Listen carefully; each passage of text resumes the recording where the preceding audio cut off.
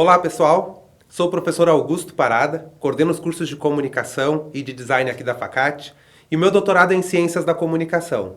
O que acontece é que há muito tempo eu venho estudando metodologias inovativas para a sala de aula. É uma demanda que as instituições de ensino superior têm, é uma demanda que a Facate tem, e esses estudos me levaram a um olhar muito especial sobre uma estratégia que é o podcast. Uma estratégia que não é tão nova, que não é tão recente, mas é uma estratégia que tem muita efetividade no processo de engajamento em sala de aula. A gente vem ouvindo falar há muito tempo de metodologias inovativas, a gente vem falando da necessidade da gente fazer com que o aluno sinta-se integrante do processo de aprendizagem.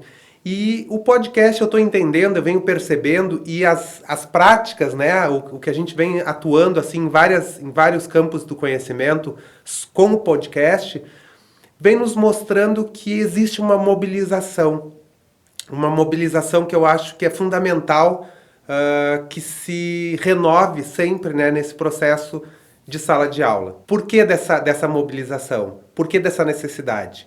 A gente vem vendo nos tratados pedagógicos o protagonismo do aluno em sala de aula. Quando a gente fala de protagonismo de aluno, a gente tem que lembrar que a gente tem que olhar para ele, para as necessidades dele, para as linguagens dele, no formato dele.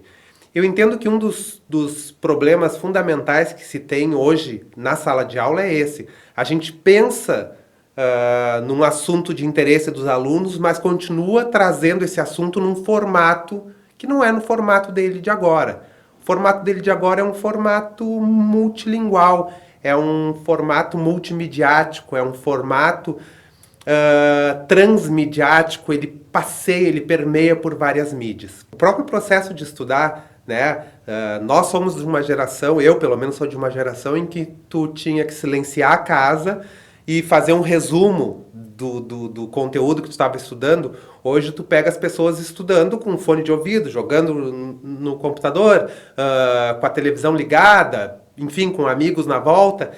E o cérebro se configurou dessa forma para captar as coisas. Então a gente também tem que entender essa necessidade de adaptar a linguagem do conteúdo. E eu acho que o podcast é muito sobre isso. É sobre linguagem, é sobre entender que o formato ele tem que estar coerente, ele tem que fazer parte do processo, não só o conteúdo. Quando a gente pensa em podcast, a gente também pensa na ideia de entretenimento. O entretenimento ele acaba sendo um aliado em sala de aula para que a gente possa prender a atenção do aluno.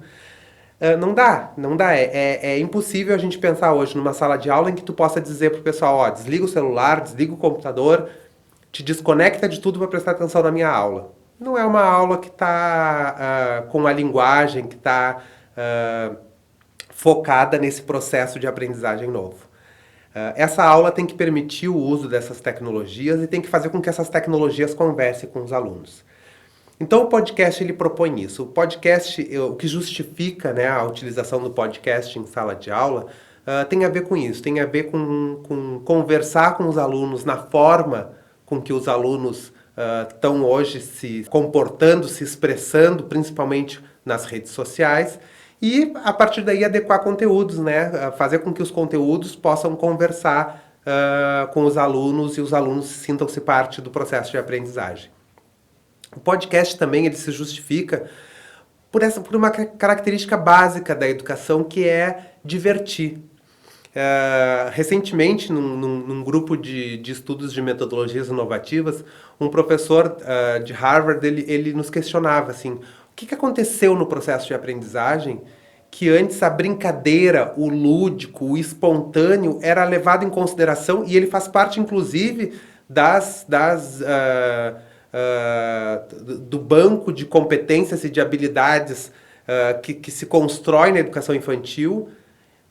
Depois vira uma educação conteudista, punitiva, e está proibido brincar, está proibido se divertir. A ideia do podcast, então, é retomar essa premissa, essa essência do divertimento. Vamos tentar ser um pouco prático, então, já que a gente fez esse universo mais de panorama do podcast na sala de aula. Podcast, então, é uma ferramenta de áudio, né? Uma construção que tem como linguagem principal o áudio. E a ideia principal é fazer com que os alunos possam, a partir dessa ferramenta, expressarem os seus conhecimentos e também habilidades e atitudes, mas principalmente conhecimentos a respeito de algumas temáticas. É uma linguagem que ajuda no processo de sala de aula invertida. Vou tentar explicar de uma forma cronológica de como a gente pode trabalhar o podcast em sala de aula. O primeiro formato que a gente tem de podcast, o podcast ele é um ambiente onde a gente vai subindo vários arquivos de áudio. Esses arquivos de áudio são distribuídos em forma de episódios. E esses episódios podem tratar sobre uma temática geral do podcast, e aí todos os episódios que vão desdobrando essa temática. Ou, enfim, cada episódio é uma temática diferente que tem a ver com o princípio do podcast. Por exemplo, língua portuguesa. Língua portuguesa é o podcast e os episódios são sobre, enfim, conteúdos específicos do 6º ano de língua portuguesa. É uma possibilidade. Outra opção que nós temos de uso do podcast é o podcast como ferramenta de avaliação. A gente vai falar sobre ele rapidinho, mas no final. Vamos voltar então para a questão da sala de aula invertida. De forma prática, então, vamos tentar pensar como a gente constrói esse podcast em sala de aula. Primeira coisa é definir a temática do podcast. O podcast ele normalmente tem uma temática geral e os episódios, né, que são os arquivos que tu vai subindo, os arquivos de áudio, são sobre conteúdos específicos relacionados a essa temática. Tu pode pegar, então, o grupo de alunos, dividir eles em subgrupos, distribuir um episódio para cada grupo e pedir para que eles pesquisem sobre aquela temática que está sendo elaborada. Após pesquisarem, o que os grupos têm que pensar? Primeira coisa, o tempo do podcast. Tem podcast de todos os tamanhos, de todas as faixas de tempo. O que eu estou percebendo é que normalmente os que ficam em torno de 12, 15 minutos são os mais que a gurizada mais consegue ficar ouvindo, né? Os mais amplos são sobre temáticas mais específicas, futebol, cinema, e aí é um público muito segmentado. Lembrando que a gente está trazendo para a sala de aula, possivelmente são conteúdos de sala de aula que a gente vai estar trabalhando. Bom, pensou no tempo, se pensa no título do episódio. O título tem que ser algo que chama muito atenção, tem que ser criativo, tem que ser bacana, porque esse é o princípio do podcast. O princípio do podcast é que seja bacana, divertido. Ele se utiliza do humor, de uma linguagem sem muita formalidade para conseguir impactar as pessoas. Então o título tem que condizer a isso. E normalmente a gente cria também uma sinopse. Uma sinopse de 3, 4 linhas explicando sobre o que vai ser tratado ali. Bom, definido o tema, definido o tempo, o título e a sinopse, o que acontece? Se distribui entre os integrantes do grupo, o podcast tem que ter mais de uma pessoa, isso aí é fundamental, um âncora, alguém que vai ancorar a conversa, né? E os convidados.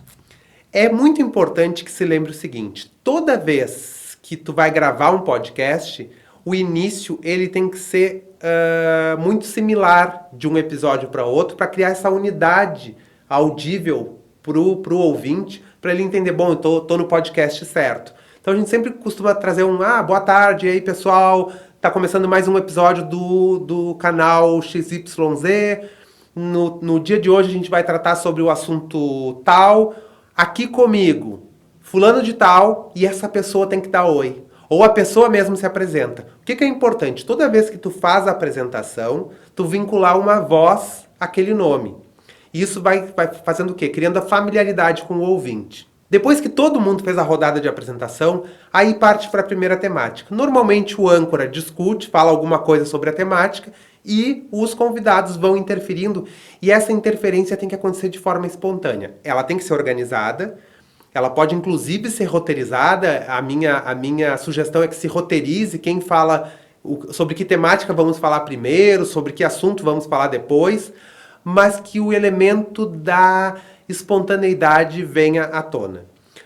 Outra sugestão que eu faço é o seguinte, que se grave mais de uma vez aquele episódio, se grave 2, 3 vezes o mesmo episódio, porque é a partir daí que vai se criando esse elemento mais espontâneo, esse elemento mais intuitivo entre o grupo, entre os pares, e engajando mais ainda os ouvintes numa linguagem mais tranquila, mais clara, mais divertida.